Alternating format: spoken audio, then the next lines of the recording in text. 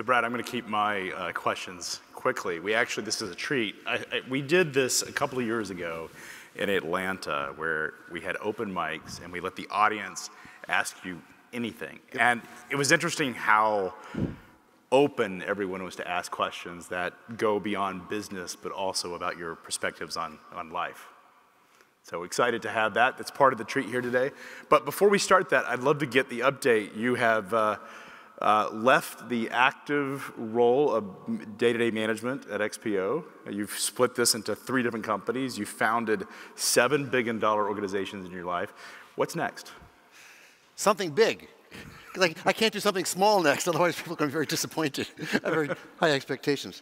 So I'm going to do the same thing I've always done. I'm a one-trick pony. I know how to, it's a good trick, but it's one trick. I know how to take an industry that's big, something that's preferably hundreds of billions of dollars in size, and consolidate it. Go out and find the best companies to buy, ones that make sense to put together, ones that have growth to it, one where there's synergy to it, one where customers will be served better with that integrated organization, and go off to the races. So you've got a book coming out. I do. It's coming out in December. January 15th. January 15th. Very provocative title. Tell us about it. So the book title. So the title is, it is a provocative title. It's called How to Make a Few $1 Billion. And the reason I had to come up with a crazy title because I learned from this book that came out like 20 years ago that was an instant bestseller, and every guy in an airport bought it, gave it to his wife. She promptly threw it away and got upset. But it was a bestseller because the title was called How to Make Love Like a Porn Star by Jenna Jameson. Am I right? I mean, everybody bought this book and nobody read it because it had nothing to do with what the title was. Now, my book actually has to do with the title. The title of my book, How to Make a Few $1 Billion, is actually a manual of what's worked at all the companies that I've started that have turned out to create a huge amount of alpha. And what did we do differently? What did we do idiosyncratically that was specific to us that was different? So one last question, then we're going to turn it over to the audience. We have mics here. If you feel free, if you have questions for Brad, he will take questions on any topic. Feel free to line up on the 2 mics in these aisles. There's one here, and there's one over here in this aisle right over here. So feel free to come forward. Brad would love to have a conversation with you guys. But before I go, you came into this industry with experience in equipment rental, in waste management. You had worked in the commodity markets. You understand finance very deeply and understand how it takes to finance these opportunities. When you came into the logistics business, what were your expectations coming in, and what did you experience when you got into it that you wish you had known coming into the market? Pretty much played out the way I expected. The way I expected, if you go back and read the first proxy statement that we made in 2011, and you can still get it on sec.edgar, it shows what our plan was to grow a multi-billion-dollar company through acquisition and internal growth. What changed was we originally thought we were going to do primarily, the first one was Express One, which is where XPO's name came from, Express, XP10. And they were doing 3 things. They were doing expedite, they were doing forwarding, and they're doing brokerage. And if you read the first proclamation, we said we were going to do those 3 things plus intermodal. Now what changed, to answer the second part of your question, is we came across Louis DeJoy and his New Breed company that did contract logistics and said, wow, this is a nice business, let's get into this. And we came across the Conway guys because we were looking to buy Menlo, and then the conversation turned into why just Menlo, let's buy the whole thing. And so we added logistics and we added LTL, but it pretty much played out as we expected. And now you've split it into 3 separate businesses. I split it into 3 separate things because someone who takes one's fiduciary duty to shareholders very seriously, we were not getting the multiple that was optimal. We were trading about 8 times EBITDA. And when we asked people, we asked investors, why, they said, well, I'd really like to buy a brokerage company, but I don't want to buy something that's got this and that. And we said, okay. So we divided, and then we heard the same story about, and we drew circles around the 3 parts of the company that we turned it into. And those were the logical things for investors. It turns out they were logical for customers too, but customers also benefited from keeping them together. But shareholders were not interested in a conglomerate. It just didn't resonate with shareholders. They want pure plays. They want easy to understand stuff. And we were trading at a little over 8 times EBITDA before the split. Today, all 3 of those companies trade at 11, 12 times EBITDA, so it worked. And it's worked very well. Congratulations on a fantastic year so Thank you, far. sir. And congratulations you on FreightWaves. What What a success. Out of nowhere, it's like the biggest thing going.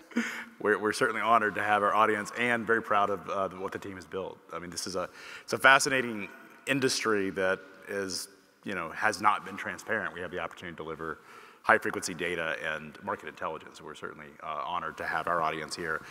This is your conversation with our audience. I'm now going to step off stage and give you the chance to have a direct interaction.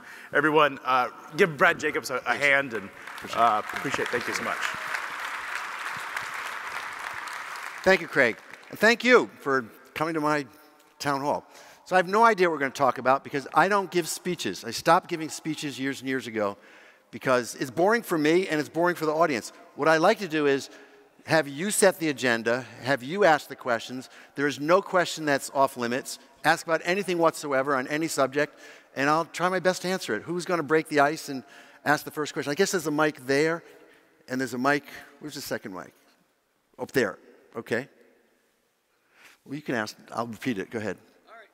So my name's Alex. Alex. And I represent Mother Trucker News and all the truck drivers. Mother Trucker News. Yeah. Okay, I'm not going to comment on that, but okay. Yeah. I represent all the truck drivers in America.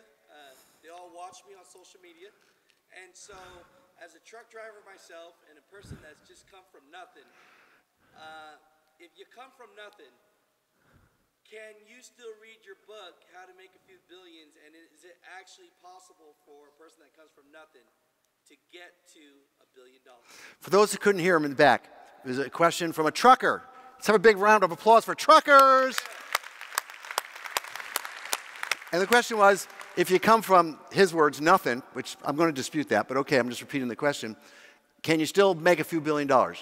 The odds are against anybody making a few $1 billion because only a tiny percent of people make a few $1 billion. But you don't have to make a few $1 billion. That was a provocative title.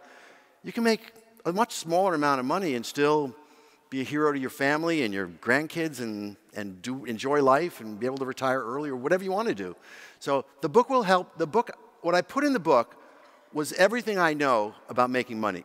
I don't know anything else. Someone asked me, are you going to do another book? You're going to do a sequel? I said, I don't have anything else. That's it. I read everything in that book. I'm out of things. And so, yeah, the book could help you, not necessarily make a few billion, but make whatever you want to make, whatever your goal is.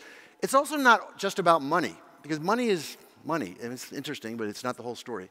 It's about how do you accomplish big stuff in life? How do you think big? How do you get out of your rut of just thinking the same old, and go for it? And then how do you execute on that? So how do you make your mind expansive and big and dream really big goals and have the courage to go after that and be bold? And then what are some practical steps that you can do to create an organization that will be likely to materialize that? Does that answer your question? Yeah, thank you so much. Thank you, sir. Appreciate it. Yes, sir. Hey, Brad. The first chapter of your book you've teased is about mindfulness and the practices you use to keep a level head. For the young entrepreneurs out there, what would you say to them about creating practices and the types of things that worked for you early on in your career? Thank you. So the first chapter is titled, what is it titled? What is it? How to get your head in the right place or something? Or something along those lines. Oh, how to rearrange your brain. How to rearrange your brain. And it's a controversial chapter. And a lot of people said, you can't put that in a book. I said, I have to put that in the book because that's me. That's what I feel is, in order to honestly answer the question, how do you go out there and accomplish something really big? You gotta figure out a way to rearrange your brain. If you keep the brain I'm using as a metaphor for mind, if you keep your mind functioning the same way like is typical, then you're gonna just achieve typical results.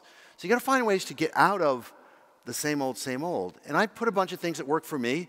Some of them will resonate, some of them won't, and people come up with their own things. But the gist of it is, you got to figure out some way to keep your head in a good place, because if you're going to accomplish something big, whether it's in business or not, you're going to have a lot of problems. That's just the way it works. And you have to figure out some way that you own the problems rather than the problems own you. So I talk about cognitive therapy, which I did for a couple of years, about 15 years ago. It was extraordinarily beneficial to me. I talk about mindfulness, a way to be in the moment and just be with the people that you're with at the time and not be in the past, not be in the future. I talk about meditation techniques. I talk about self-hypnosis techniques. I talk about the things that I've dabbled in over the years that have worked for me. And I think it's really important. Making money is not just about money. It's about a mindset. Thank you. Thank you. How about over here? Yes, sir. Hey, Brad. Nice meeting you. My question is, if you can start back in the beginning when you transitioned from being a oil trader. When I transitioned from being a woman. No. Come on, keep that in the closet. No, go ahead. From being an oil trader to, this business idea of doing consolidation, how much of your personal capital did you initially use for your first deal? And if not that, what was your selling point to get investors to provide you with capital? So the first company I did, I had no investors. It was just us. We bootstrapped it. We never took outside capital for $1. And I started it with my bar mitzvah money, which was $5,000. I cashed in my Israeli bonds, and I took the $5,000, and that helped pay for the phones and working capital and to pay salaries and rent and so forth. And then we were positive cash flow, boom, boom, boom, right from the beginning. It was a brokerage business. So we had very little overhead, and we were on 100% commission. So people were real hungry. And we just started. We were in the right place at the right time. This was 1979, and Iran had just gone through a transition from the Shah to Khomeini, and they kidnapped 400 of our. It's kidnapped. There you go. It's history repeats itself. They kidnapped 400 Americans from the embassy in Tehran, and the oil markets went nuts. So little guys like us who were in our early 20s were actually able to get our phone calls taken in return from Exxon and Mobil and Texaco and Chevron. And we went out there and hustled. And so we didn't really take any outside capital because we didn't need it. Now, the next company I started, which was an oil trading company, not brokerage, but as a principal, where we were taking title, actually buying and selling and chartering ships and so forth. There we needed outside capital, but we didn't take any equity. I did that all with debt. A guy who actually introduced me to my wife subsequently, a guy called Christian Weyer, was the president of Bank Paribas at the time, and he gave me $1 billion line of credit. And I put up a relatively small amount of money compared to $1 billion, but he had confidence in me, and he structured the deals in a way that the bank was fairly collateralized in the oil. So I never took any outside equity investors from there. Now, United Waste was the first company I took public, and I started it in '89, and we IPO'd it in '92. That was a whole new world for me. I knew nothing about the public markets. I knew nothing about Wall Street at all. I never took a finance course, never took an accounting course, never took any economics. I don't know. It was a whole new thing for me. But I got into it really fast. I just started meeting people and talking to people and told them what I was doing and how we were going to make money. And if you have an idea in a business that really will make money, there's money out there. I mean, there's trillions of dollars out there. I mean, there's trillions and trillions and trillions of dollars. And I'm not exaggerating.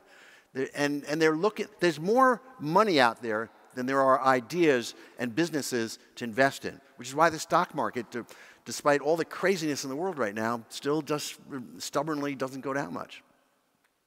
Does that answer your question? Definitely. Thank you. Thank you, sir. Yes, sir, Brad. Question for you. So my name's Jason, and I have both an asset and a brokerage company. And my parents started. Me too, by the way. You know, my parents started it. I took over in 2010, which was probably one of the worst times to get into the industry. But over the last 5 years, we've grown at our smallest was 400% year over year. It's been 500. 2 years ago was 1,600%.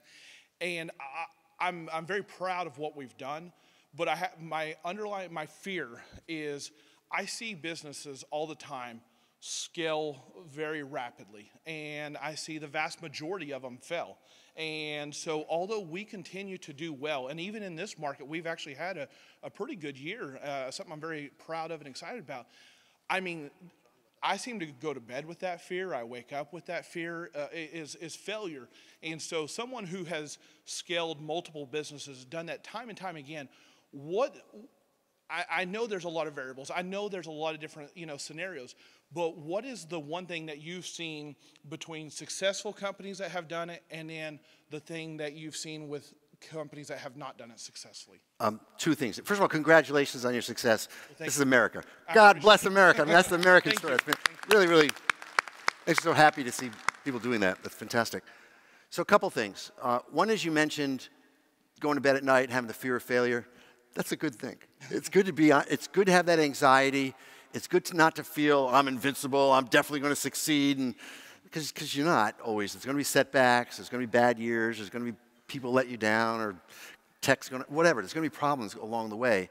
So that fear, that looking for things, that vigilance for problems coming up, it's actually your friend. So that's probably one of the reasons you're successful is you're thinking about what could go wrong and then dealing with that proactively. Second thing is the more important part of your question was about how do you scale up and not blow up? Exactly. And that is the challenge because as you grow, you're adding new people, you're adding new systems, you're adding new locations, you're adding new customers, you're adding new vendors, and you want to keep the quality up. If you don't keep the quality up on all those things, you're not going to succeed. You're not going to please your customers, and they're not going to send you money and use your services. So my approach to that has always started with the people.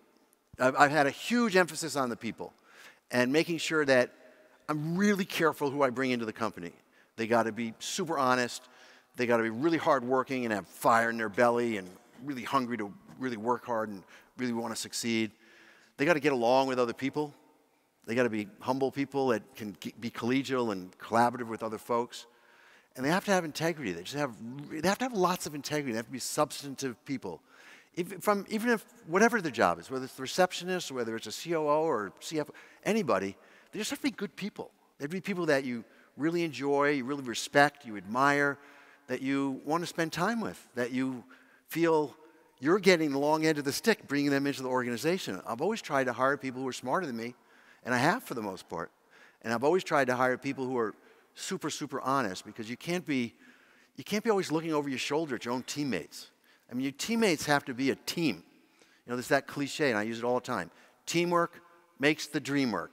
And your team is everything because things can change and problems can happen. But if you've got a great team that has those qualities I just mentioned, and you all like each other, and you all have each other's back, and you're all a group, you're a tribe, you're a gang, you're one, you can accomplish so much stuff. You can't accomplish anything by yourself. And I'm sure I'm not telling you anything you don't know. You wouldn't have had that success if you didn't know that. But I want to share that with everybody, that the importance of the people, getting the right people, the right culture with those people, respectfully, and have a culture where people are encouraged to disagree respectfully, not disagree like a bully or name-calling or labeling, all that kind of nonsense. So that's toxic. But being free and actually encouraged to present different ways of looking at situations so you get to the right answer. So you identify problems, and people speak up when they see problems, and you come up with different ways to solve it, and you get to the right solution to it. It's all about the people in the end. It's my opinion. Awesome. Thank you. I appreciate your time, sir. And congratulations again. Thank you. Yes. Is there someone over there? It's hard to see here. There's like a light. I'll go here. This seems to be the dominant side. Come on, this side. Get up. Come on, ask some questions. What are you, shy over there? Yeah, you're getting clobbered on this side. Okay, I'll go super fast. Over there, Brad. Oh, great. I stood back up. Sorry, softball question. I want hardball questions. I don't want softball. I'll be the easy one. So when the book is officially out, will you come back to Chattanooga for a book signing? How can I say no? See? Okay, thank you. We'll see you in May. Thank you. See you in May. Well, I don't know about May, but I'll see you next year. I'll come back. Craig actually invited me for something. And you know who else did? Ted Ailing. Oh, my old buddy Ted, who sold his company to Coyote instead of me, but that's okay. I forgive him. He's a great guy. He said he's got a book signing thing he could do here, too. Maybe we could do it together. Hey, Brad, Stephen Moore. Thanks for your time today. My pleasure. With all your tremendous success and what you've done in waste, equipment rentals, transportation, I guess the question is, it's kind of selfishly, what's next? Do you see an opportunity still in transportation, or do you have another industry or sector on your radar? And please tell us so I can just follow it. Please. I have another industry in mind. I haven't announced it yet, and I'm not going to do it today, but I will before the end of the year in all likelihood. And it's not in transportation because I'm still chairman of RXO, GXO, XPO. So I'm still very deeply involved. I'm not going to compete with myself or my people. I'm not going to do that. So I'm not going to do something in transportation or logistics other than continue my involvement with those three companies. But I'm going to do something in another industry that's industrial that is large, there's hundreds of billions of dollars in size, where there's an opportunity to consolidate, because that's my thing, where I can buy, and I can start a company from zero and get it up to tens of billions of dollars in revenue within a few years. That's what I want to do. That's what makes me excited. That's what gets me to wake up in the morning and go tackle, and that's what I'm going to do. Me too. Great. Thank you. Thank you, sir. Hey, Brad, I'm Justin. Quick question for you, I guess. What's an example of something that either didn't go well or a failure in business, and what sort of lessons did you learn from that? Thanks. So in the book, I do talk about failures as much as successes. And I talk about how, in some ways, you learn more from the failures than you do from the successes. And it causes reflection, it causes humbleness and humility, which are all important traits to have to be successful. And I talk about one of the biggest mistakes I ever made, which was when I was at United Rentals. I foolishly and naively thought that the government was going to actually follow through with this T21 bill, the Transportation Equity Act for the 21st Century bill. You may remember this was 1999, I think, where they were going to spend what at the time was a lot of money. Today, it's not even $1 trillion, but $600 billion to repair the infrastructure, the roads, the bridges, the tunnels. So I went out and I bought like a half a dozen liters in barricades and cones and striping and all that orange stuff on the highway, waiting for this $600 billion to get spent. And it turns out then they spent like $200 billion, and a lot of it went to enterprises that we didn't qualify for. And I ended up reselling those businesses for a loss of $500 million. So I actually lost $500 million. So, if you're going to measure your failures and successes by money, it's not the only way to measure them, but if you are, that was a pretty big whopper. That was a pretty big failure. But, you gotta keep swinging. You're not going to hit them all. You're going to hit some foul balls, but you got to keep swinging. I mean, you just got to keep going and going and going and get up again every time you fall down. I was not happy when that didn't work out, but it's okay. Life went on. All right, thanks. Thank you. Yes, ma'am. Hi, Kei Mikishi. Curious about your mental models and how you approach decision making. Did you say mentor models? M-E-N-T-O-R? Mental models. Oh, mental models. So various decision-making frameworks, and if you have sort of a strategic approach at looking at different, whether it's business ideas or businesses to acquire, how you go about assessing, because I'm sure you have a lot of smart people surrounded by you with inundated with a lot of information. So how do you sort of filter that in your own kind of mind? I get a lot of opinions from a lot of people whose opinions I respect. And then I let go of that, and I make my own decision.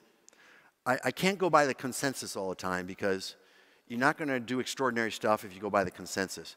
But I do listen very, very carefully to the voices of the people that I've surrounded myself with, who I respect, who know a lot more about certain parts of the business than I do, and I want to hear what they have to say for themselves. But at the end of the day, you got to search your intuition, you got to search your gut, and you got to have confidence in yourself. You have to have confidence. You've got to figure out some way to get into that quiet zone and just think about, try to picture what's going to happen if I do this. If I buy this company, is this going to work out or is it going to be a disaster? And I kind of picture it. I see it in my mind, what it's going to be. And if it doesn't look good, I don't do it. And if it looks great, I do it. And so at the end of the day, it's about what does my instinct tell me, how's this going to go?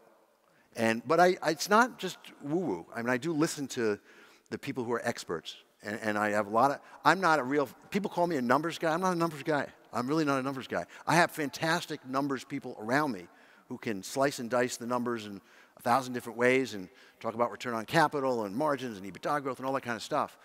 But I pick their brains. They don't pick my brains because I can't help them. I pick their brains with questions. I hear what they have to say, and then I step back and I just search my feelings about it. So there is in the last decision, in the last instance in the decision-making process, it's not emotional, it's intuitive. Just getting in touch with that feeling of, your instincts are strong. As human beings, we're programmed with these subconscious powers that we never pay attention to. But they're there.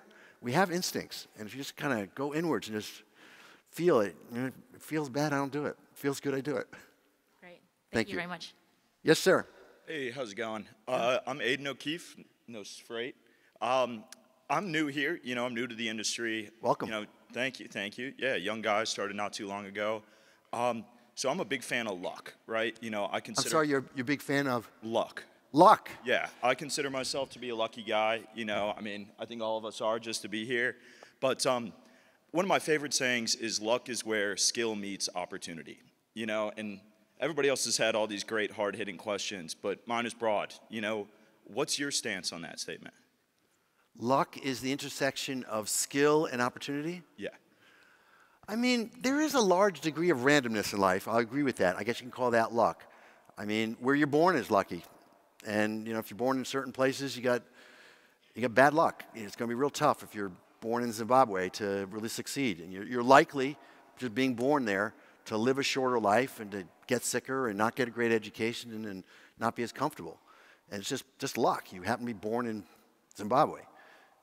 And there's other luck in life.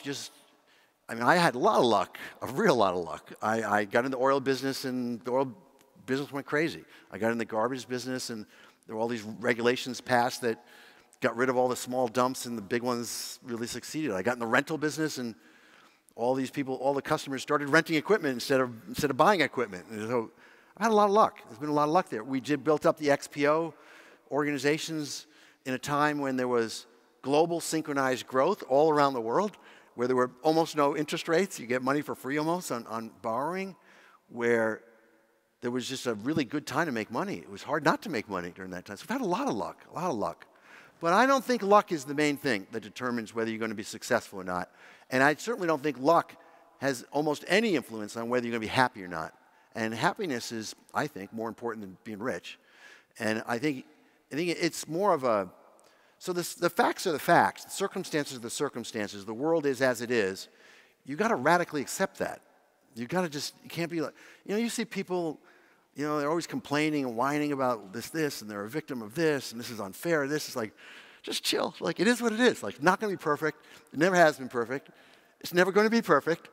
Just embrace that. That's okay. Find ways in that imperfection that are actually cool, and ways that you can be happy, and ways that you can, if your goal is to make money, make money. So I think luck does help a lot, but I don't think it's the prime factor. I think the prime factor is skill. Well, you said skill and opportunity. Yeah.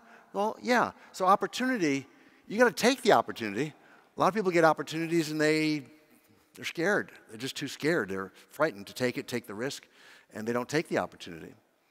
And so, yeah, I think I agree with that equation to some extent, but I don't think luck is the main thing in life.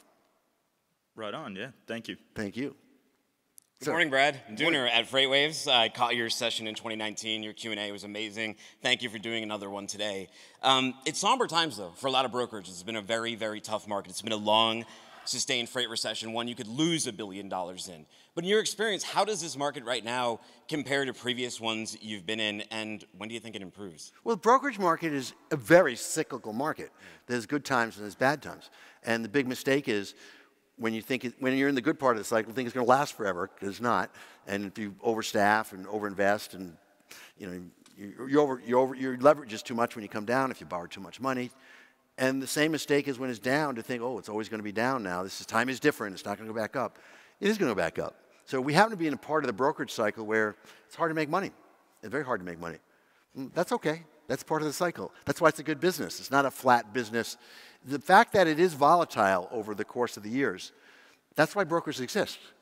Brokers exist to fulfill the needs of shippers and of carriers, because there's uncertainty. If it was really clear how to find a truck or how to find a load, no one would need brokers. So it's good that there's volatility there. And I think long-term, the prospects of brokerage are really strong, really, really strong. And in fact, the brokers that are kind of going out of business now and leaving the industry, that'll make, when the industry comes back, the remaining brokers much, much stronger. So I am actually bullish on the long term of brokerage. Short term, it's tough. Yeah. Thank you, Brad. Thank you. And to add to that, I think on brokerage, it's going to all be about technology. I mean, when we started XPO back in 2011, there really wasn't a whole lot of technology. It was mainly just people talking on the phones. And today, I mean, look at RXO, which is the brokerage spinoff from XPO. It's 97% of their orders are either originated or covered electronically. I think that'll go to almost 100%. Not 100% in either, but 100% in both. I think the ultimate situation in brokerage is going to be machine-to-machine communication with very little human intervention. And I think the volumes will be huge.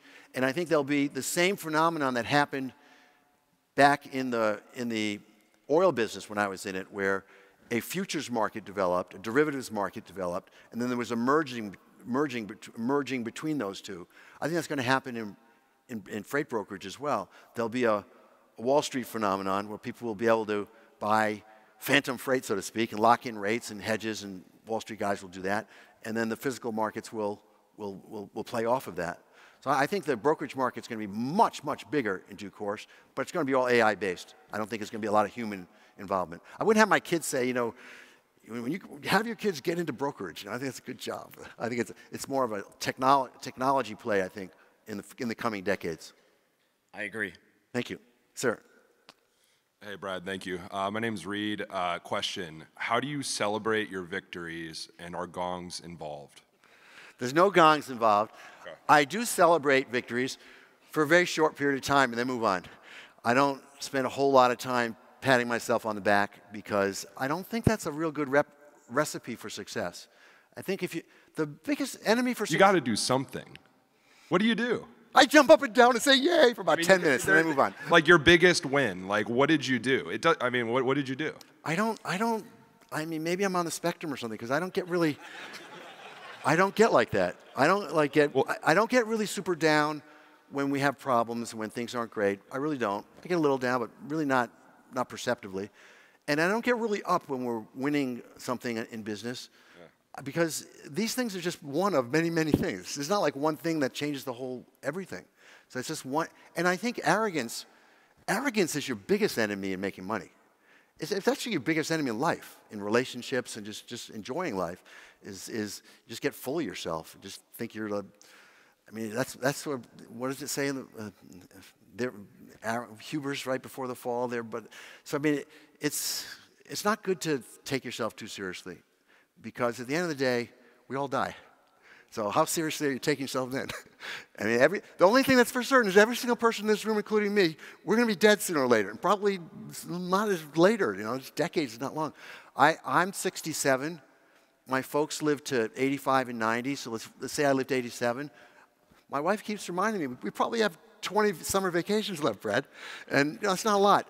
So I take every day seriously, and I don't get bent out of shape when we succeed at something. I feel good about it, but I don't get extraordinarily self-congratulatory. What do you do? I've got a...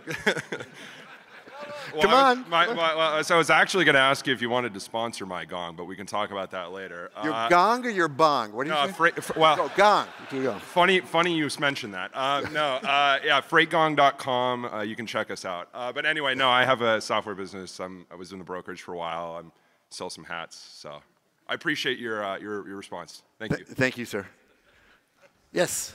Hey, Brad. My name is Josh Lyles. I'm the founder for Sales-CRM for freight brokerages.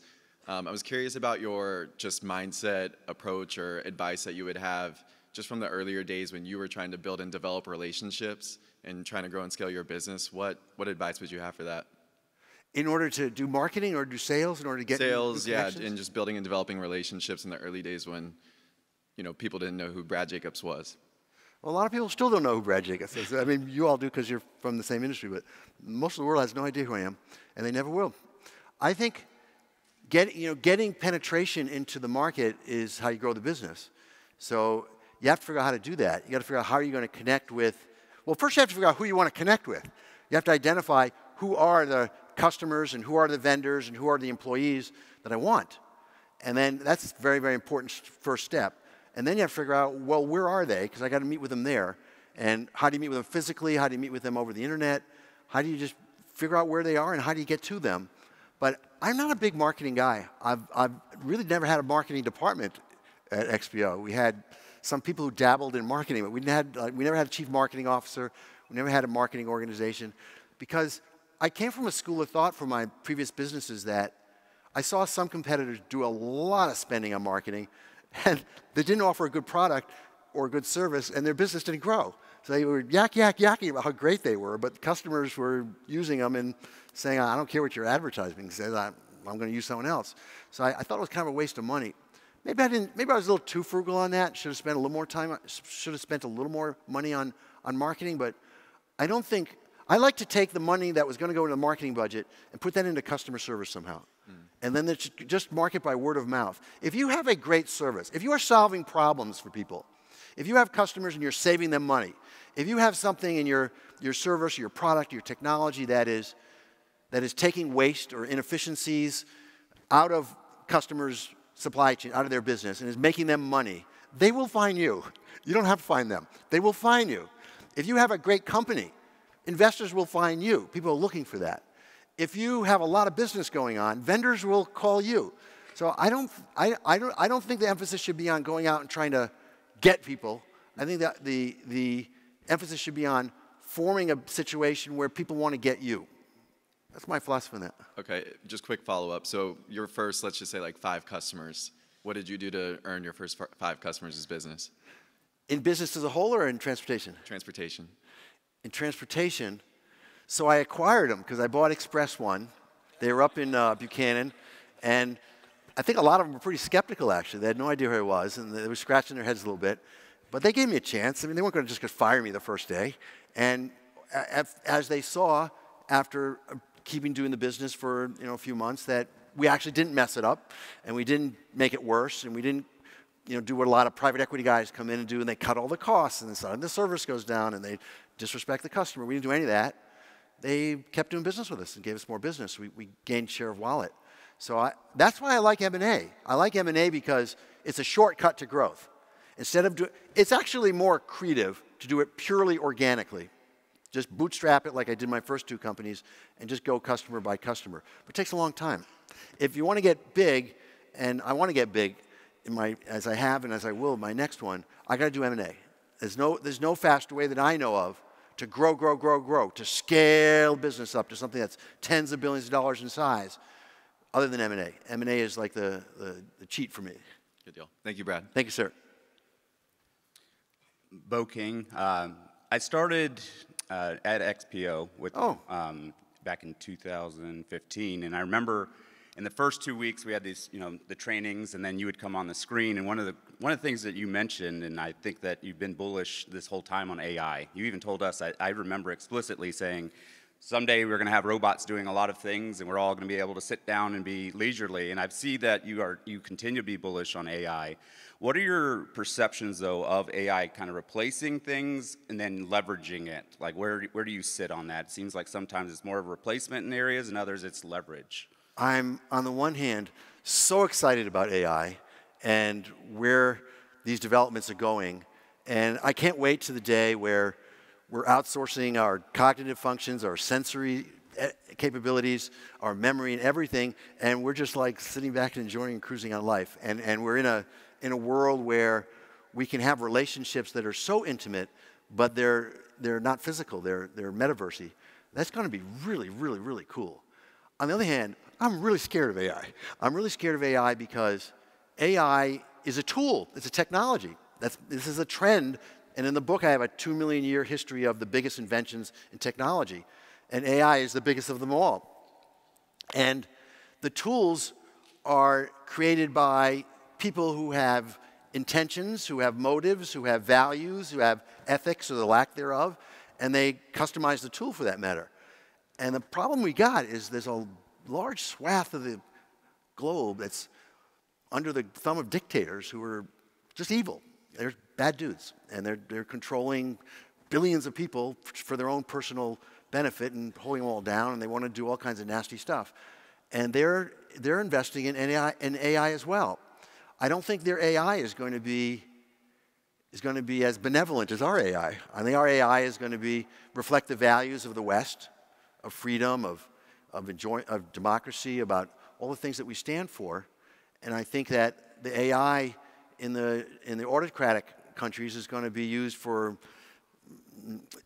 surveillance and for oppression and for holding people down and for spying on people and eliminating the opposition and influencing people's minds and cult indoctrination to support the regime. So I'm scared of that. I'm really, really scared of that. I'm scared that the AI from the bad guys is going to somehow infect the AI to the West. And I'm also afraid that AI itself we human beings, even in the West, we're not perfect. We have a lot of biases, a lot of prejudices, a lot of funny ways of thinking, and a lot of lack of tolerance. And you know, we're not really perfect yet by a long shot. You can see, I mean, just open the newspaper, and we're not getting along very well. We don't get an A for that. And I'm afraid AI may reflect those bad parts of our character as well.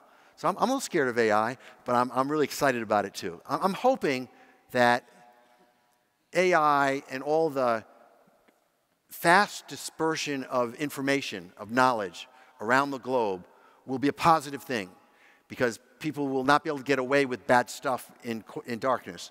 The world will see, the whole world will see the good stuff that's going on and want to do more of that, and they'll see the bad stuff that's going on and want to get rid of that. But I don't know, it's a whole new world. I think the world, I mean, I have a granddaughter who today's her 1-year-old birthday.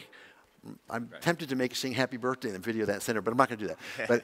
But she's 1 year old. When she gets to be our age, this is going to be a different world. Yeah. I mean, she's not going to come to conferences like this. She's going to have a contact lens or a goggle or something where she experiences this and knows everything about everybody in the room just by having those contact lens or that neural implant in.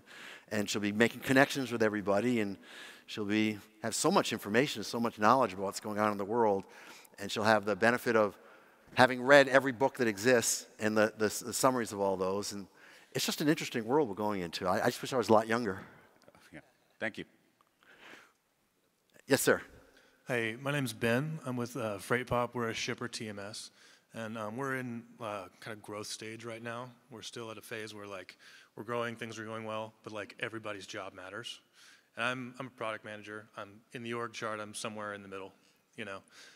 So I'm wondering, if you look back over all your successful companies, does anyone stand out as mid-level contributors who really made a difference? And what were they doing to help spur growth for the company? Mid-level management? Yeah. Oh, yeah. So in the transportation business and logistics business, it's not the C-level suite that determines the success of the company. C-level suite raises all the money and keeps it all together. But in the warehouse business, the warehouse manager is definitely the most important person. I mean, if you have a really strong warehouse manager, you're going to have a profitable, safe, thriving warehouse. If you have a mediocre warehouse manager, you're going to have a fantastic everything else in the organization, but you're still going to have a very mediocre and maybe not perfectly safe and not a customer-pleasing warehouse. So the mid-level management is where it's at. You look in an LTL organization, in my opinion, who's the most important person in an LTL organization? It's the freight operations supervisor. It's the person on the dock watching the freight, getting it loaded, make sure it's loaded without being damaged, make sure it's loaded properly, make sure everyone's safe and people are not tripping into each other, and keeping it flowing in a fast but orderly way. It's the FOS. So I mean, mid-level management is really what it's all about. In the brokerage business, it's not the big shots on the top of the pecking order who make a brokerage successful. It's the people on the phones and the people running the computers and people designing the tech. It's the people who are the mid-level people. Those are the people who make it all happen. And I think in every business, the mid-level person is really, really critically important. And that's why I go back to what I said half an hour ago, which is you got to be really careful who you bring into the organization. I worship the HR organization, the human resources organization, because they're in charge of interviewing properly and having good measures in place so that we only attract people who have the values and have the qualities that we want and will make us successful. We have time for one more question. Who's going to give a zinger? Sir. Hi, Brett. My name is Sam with ITF Group. I have a question. When you were scaling all of those businesses, what was the main things that you focused on? People. It was always the people. Second to people was technology. Close second. But people was always the most important thing. It's been a huge... So my office is right next to the CHRO's office, and we walk into each other's office many times a day, talking about our people. Are we paying them right? Is their head in a good place? Are the employee surveys coming out right? Are the engagements going up? What problems do we have? How do we have retention? We're always about the people, people, people. But right after that is technology. Technology makes you better than the competition, and that's why I've always spent huge amounts of money in technology. We're plumb out of time. I want to thank you very much for giving me this opportunity. I really appreciate it. Good luck. Good luck. Good luck. Good luck.